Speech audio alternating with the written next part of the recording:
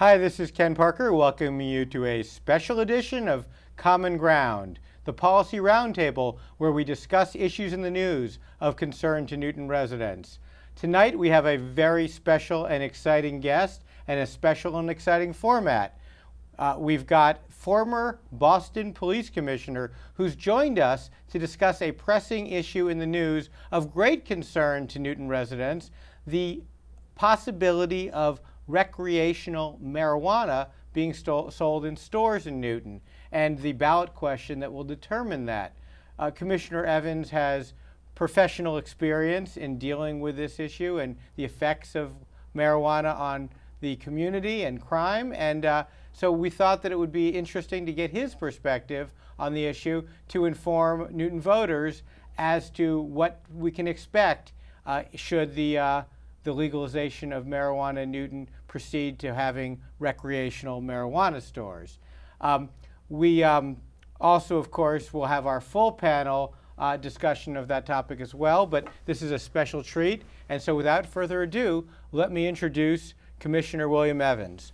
Nice to see you. Thanks for having me on. Thanks for coming, Commissioner Evans. What do you prefer to be called? You know, I mean, you're former, you're chief of with the BC. So you're chief of security at Boston, yeah. Campus Police. What is your title? Or chief and executive director of public safety. Executive director. That sounds a good title. Well, I got fire. I have environmental. I have a lot of different. There's like biosafety. There's all kinds of things going on. That falls under me. So, you know, it's a good new job. And so I'm thrilled to be here. Until quite recently, you were the Boston Police Commissioner, right? Yeah, I spent 38 years on the Boston Police Department. Wow. The last 5 or so as Boston Police Commissioner. So, and you switched to this new position just about 2 months ago. Wow. Well, welcome to the Garden City, where you're now. Well, I'm getting my way around. I ate at Johnny's this morning. Okay, getting to know all the good spots to eat. Oh yeah, there's a lot. We got a lot of good spots. I met the mayor there this morning having breakfast, and so I'm getting to know Newton. Okay, good. Well, you know, you have to be patient sometimes. We get a little traffic at rush hour around here. But, you may have noticed that. It's good to see you have it like Boston has it, so. Not quite as bad yet, but we're hoping to keep it a little little less intense. But so there's a lot to get to on this topic. So let me dive right in and ask you about one of the things that I've heard people say that marijuana is not a gateway drug, and you've had experience dealing with youth in Boston and people who've used marijuana, smoked marijuana. What have you found on that topic? Well, I think there's a lot of studies out there on whether or not it is, but I'm convinced it is. I think anyone experiments with drugs is liable to try to take it to the next level, and I think what we're going to see is a lot of young kids experimenting with this drug, and I think, you know, it's going to impact them. It's probably going to impact them in their schoolwork, and it's probably going to impact them when they get behind the wheel. And so, you know, alcohol. Everyone says, we legalize that, but alcohol causes a lot of hardship in people's lives. You know, families are separated, people lose their homes. The amount of traffic accidents as a result of alcohol, and marijuana is only going to do the same. So I guess my question, though, is obviously people who are on marijuana are impaired and they can't operate a motor vehicle properly. But the question of gateway drug, do people who smoke marijuana, do they stop there, or are they? Well, I don't think there's a definitive study. I think I've heard both sides of the story, but I'm convinced if you start using drugs at a young age and find that it's pleasurable, I think you're going to find people are going to take it to the next level. And, you know, it's like cigarette smoking is a gateway drug. And, you know, what bothers me is within the last 3 or 4 years, we got so health conscious in this country. You know, you can't go into a restaurant and smoke. You know, you can't smoke in public parks. Then all of a sudden marijuana come along and we want to open every shop and have smoking shops and you can smoke. You know, just the idea of introducing smoke back into places where you can eat and have potch, you know, nothing's good going to come of that. And, you know, I hate the argument, the pro argument is all about money. This is going to generate so much money. Well, at what cost? You know, people, lives are going to be lost on the road, the health, the wealth. Let's talk about that. Is there any kind of a study that what has happened in Colorado and Washington where they've legalized marijuana recreationally? Yeah. Have they had any increase Yeah, in DUIs? Yeah, I mean, marijuana-related DUIs? I've read recently in a AAA study who look over the roadways, and they did a study that showed both in Washington State and Colorado the amount of motor vehicle fatalities as a result of marijuana has increased, and pretty significantly. So, the studies are out there. Unfortunately, we're led to believe this is a harmless drug, and it's not. It really isn't. The black market, I think what else will you see in these states is a black market develops. That's what everyone says. Well, kids who want to get marijuana can get it now. So what's the difference if you legalize it? It'll be safer marijuana, people say, because once it's legalized, it'll be regulated. It'll be organic. It'll be Well, I got to tell you, when back in the 80s, the THC level of marijuana was THC. That's the active chemical. The extracts. Now it was about 3% in most marijuana. Now it's up to 12, 13, 15. Stronger, more potent, and it has a lot more effects on the brain. And I've read a lot of research. And so wait, so you're saying that the legal marijuana that people are getting in Colorado or Washington or even Massachusetts is medical marijuana now is 4 times as powerful? In some of the shops that are selling it, do they label it? Is it like alcohol? I'm not really sure if they label it, but we're seeing more and more. Because I know you buy alcohol, it'll tell you what proof it is or what. But we're seeing the THC level up significantly, and that will only add to more impairment as well as to more health problems, believe it or not. And I've read a lot on it, and they say long-time use of marijuana clearly is an addiction, despite what people are saying. And they say when young kids start using it, it can impact their brain. And how young, in your experience as police commissioner in Boston, did you see people using marijuana? I think, I've been at Hempfest down on the Common. I've been all over in kids high school age, 14, 15, 16, are getting it. And if you make it more readily available, you're going to start smelling it in the schoolyards. You're going to smell it off kids going into grammar school. We have such a bad opiate addiction problem right now. Not only in our city, but across this country, in this state. Kids are dying every day, hundreds of kids from opiate. So the last thing is there an argument that marijuana wouldn't be as bad as opiates, then? Well, you can say clearly it's not as bad. But what I'm saying is the last thing we need to do right now is introduce another drug into our communities. We can't deal with what we have right now. So introducing another drug for kids to be walking around and smoking, and for if you live in public housing, for you to smell in the hallway. If you're in a hotel room, you're going to smell it in the hotel. The last thing we knew, until we get a hold of this opiate, and I've seen it. I've known families who lost loved ones. I've been down by the Boston Medical where all those methadone, and my heart breaks for those young kids. Someone loved those kids at one time, but now they're just walking the street. They didn't want to be that way, but they experiment with a drug, and that's the way they are. So I just believe. So people would say, though, that opiates are much more addictive than marijuana. But what I'm saying is we shouldn't be making another drug so readily available that we really don't know the long-term impact. Alcohol has a tremendous impact on people's lives. What do you say to people who say, well, why don't we regulate marijuana just the way we regulate alcohol? You've got liquor stores, they're adults only, you need to be carded. What's wrong with letting adults who want to smoke marijuana get their marijuana at a marijuana store? Well, again, it's a drug, all right? It's still regulated federally as an illicit drug. All I'm saying is it's going to make people a lot more impaired on the roads. Now just think of it.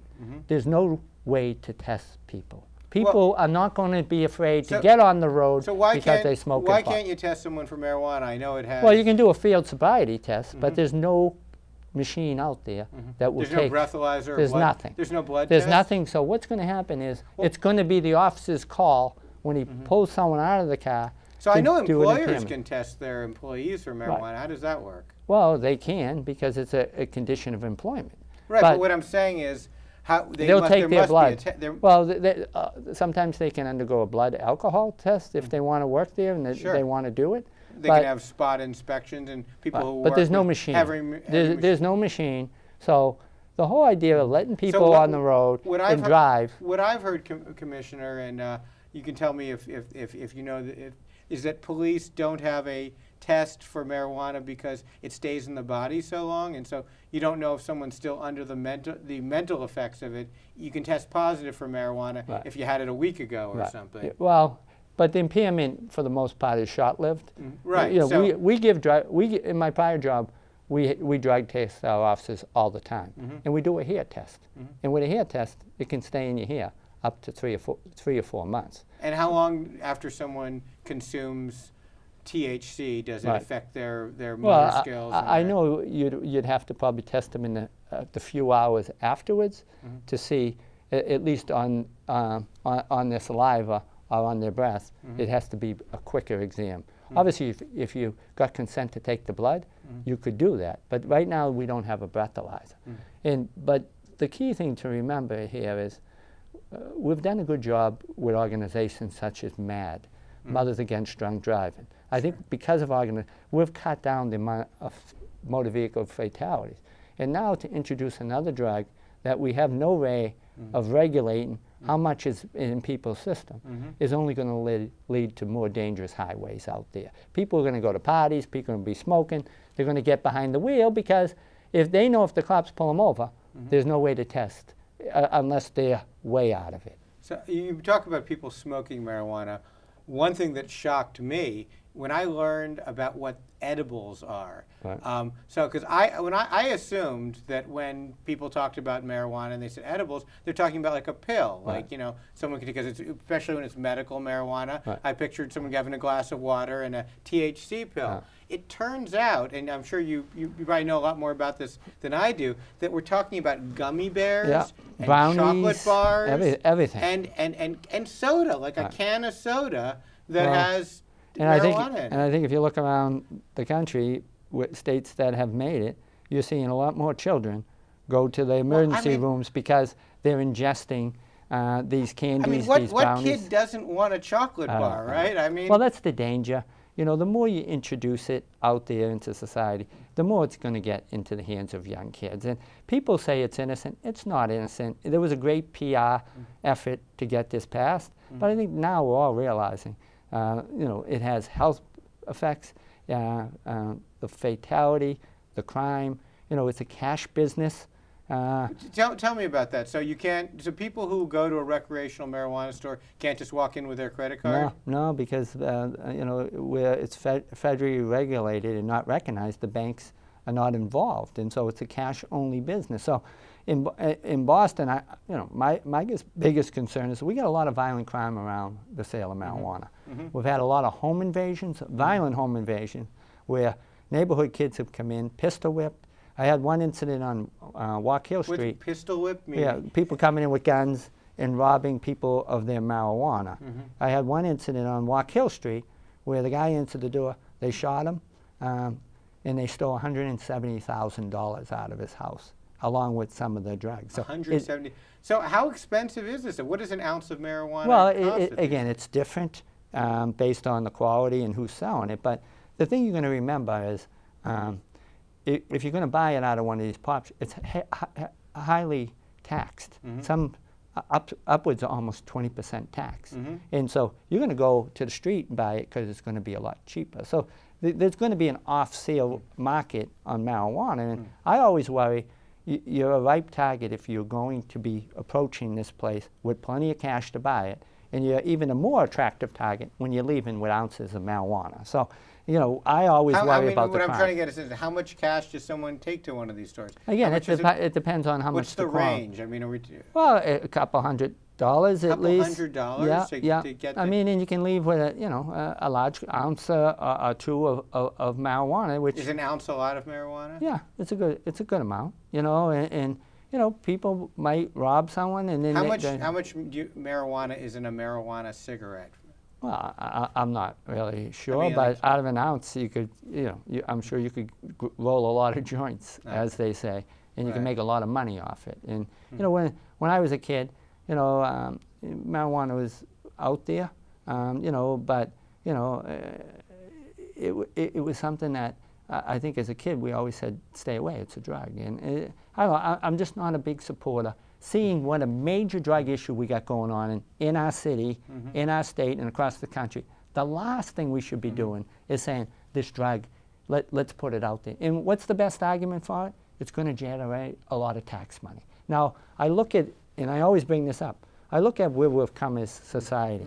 Years ago, you couldn't buy alcohol on Sundays. You know, everyone had to go up to New Hampshire on Sunday. But they said, let's get the tax revenue. When I was a kid, you couldn't buy baseball cards on Sunday. Literally, So, you could go, Walgreens was open, but they had a rope. You remember? You're old enough to remember. This. They had a rope around everything that wasn't like medicine and aspirin. And, but Sundays you couldn't buy it. But all of a sudden they said, the blue laws. We call it the blue laws. But all of a sudden, because of the tax, we're losing out. Let's do it. So make alcohol readily more available, right? Because of the money. Gambling, right? The gambling has ruined more lives. Sure. Well, the states. If you go to the states in it, they have the. But if you go to a gambling like I have, the lottery. Right. I don't go, but I've visited when I've been away, and everyone in there is pretty much poor. You see a lot of people with oxygen tanks. There's a little bit of, there's a line, I don't know if you've heard this, that, you know, the technical definition of the lottery is a tax on people who can't do math. Right, and poor people. Those are the people who go, and you ruin people's lives. But what's the best argument for casinos, right? Look at all the money it generates. The jobs. People talk about jobs, they're not very good jobs, right? Alcohol at what cost? Gambling at what cost? And now the best argument I've heard on marijuana is, look at all the money the state's going to get. So we've gone more to alcohol, more to gambling, and now more to pot. For the best argument I always hear with these three vices is it's going to generate a lot of money for the state. At what cost? Lives are destroyed, families because of gambling addiction, alcohol, and now for the purpose of raising money, we're going to introduce another drug when we have a major opiate issue going on. Some people say it's already there, though. Marijuana's already around. It's out there. What's the big deal if you have legal stores? Because you're going to make it. You're going to send a message that it's okay to the younger kids to use. You know, right now I'm on a college campus. You know, the last thing I want to see is these kids impaired going to school. They have enough distractions in their life. It's more difficult being a kid now than it ever was between social media and everything else. Right. We don't need kids People getting. Might tweet at you at any time, right? But well, you know, there's a lot of issues in kids. Sure.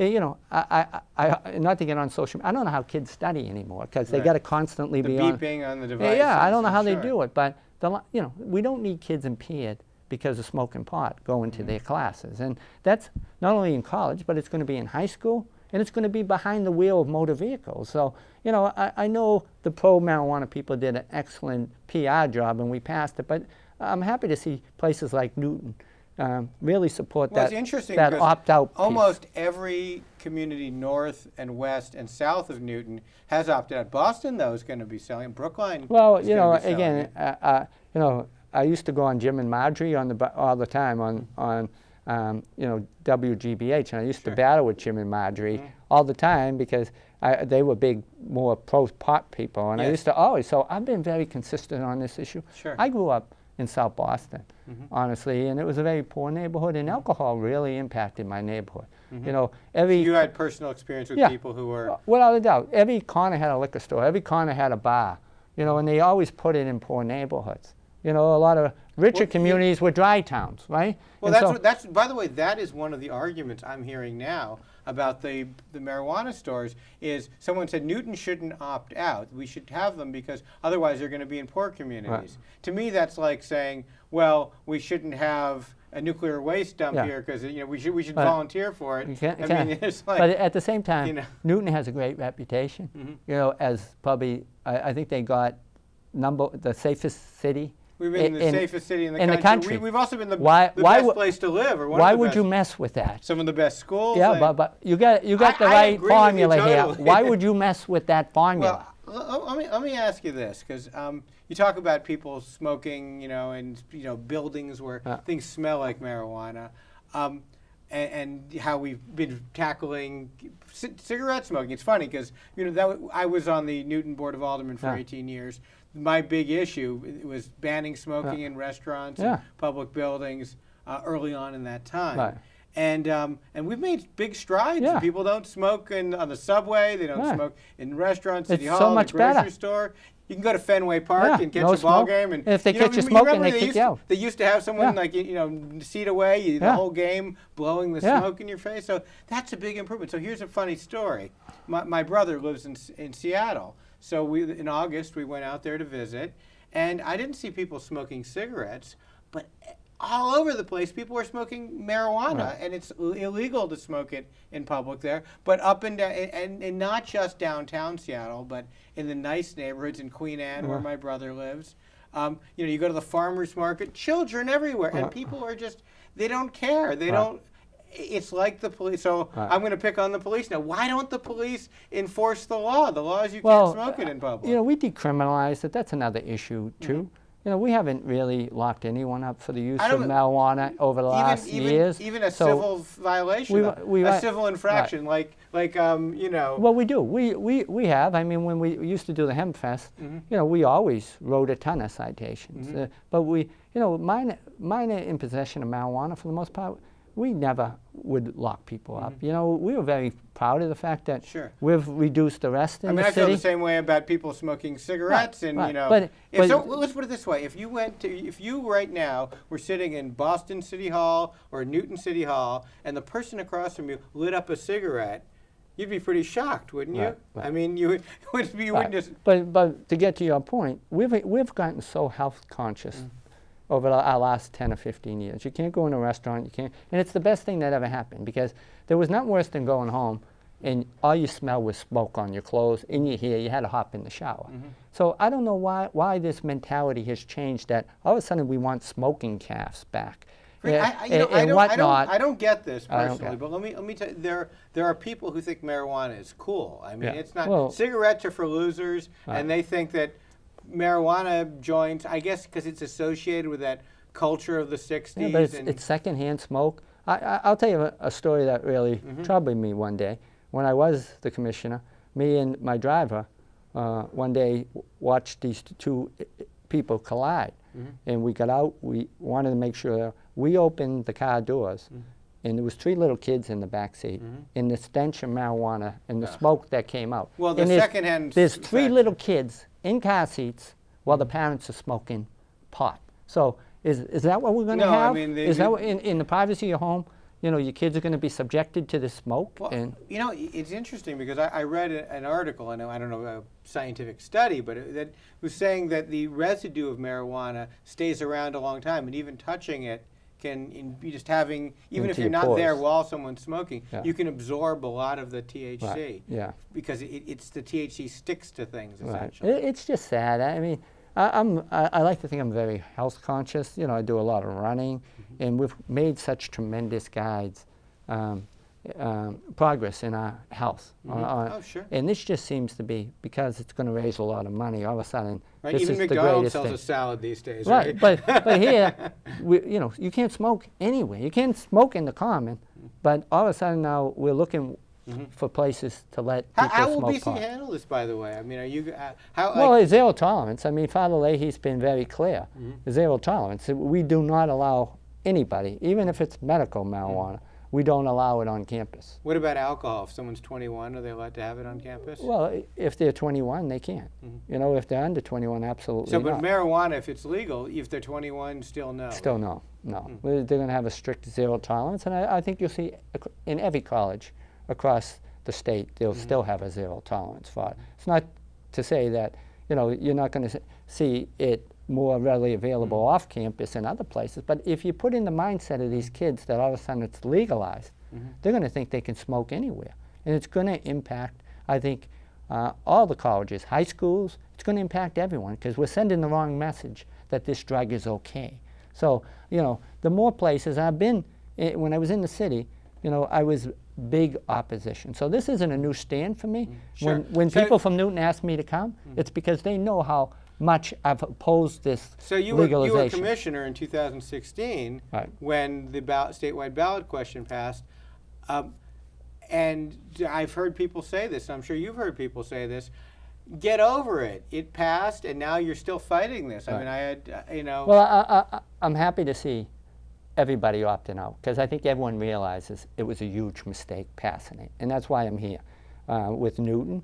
And, last night we were with in Boston, at Mary Ann's, which is trying to turn that. I wish Boston could. Where's Mary Ann's? It's down in Cleveland Circle. So right near Brookline. It's a bar. Not far away. It's been a problem bar, and last night they're trying to turn that into a That's the one near the Dunkin' Donuts? Yeah, they're trying to make that. I know the place. And, I wish used to be a movie theater there. Right, but I wish every community, including this, everyone would opt out. So they want to make that into a marijuana store or a... Store to sell. And I know that the whole neighborhood was up in arms about it. I think they had a good turnout at it, and so I don't want to see it anywhere. Why do you think Boston opted to have marijuana stores? Well, again, I don't know, and I don't know if eventually the mayor will go in that direction, but I know a lot of communities are, and I'm glad they are, because I think everyone realizes this wasn't the bill of goods they were sold. I think people are realizing now that it can lead to motor vehicle fatalities, it can lead to younger kids using it as possibly a gateway drug, and there's health concerns. There's all across the country, especially in legalization, the amount of emergency visits have gone up as a result of marijuana, because the THC level has gone, again, from 3% in the 80s to 12%. So there's a lot, there's hallucination, there's a lot of impact on the brain. When you were commissioner of police in Boston, were you part of an association with other police chiefs? Yeah, across the country. And did you ever get a chance to talk with any from Colorado? Absolutely. Chief White, I had this very conversation. And he said, you know what he said? Two things. That's Denver, Chief White? Yeah, two things. The amount of motor vehicle fatalities grew tremendously because of it. And number two, the amount of fires. Fires, because everybody's home growing it. Really? And they're overloading circuits. They have heat lamps. And so even Chief Joe Finn from the fire, we're very much concerned because you're going to be allowed to grow it in your home.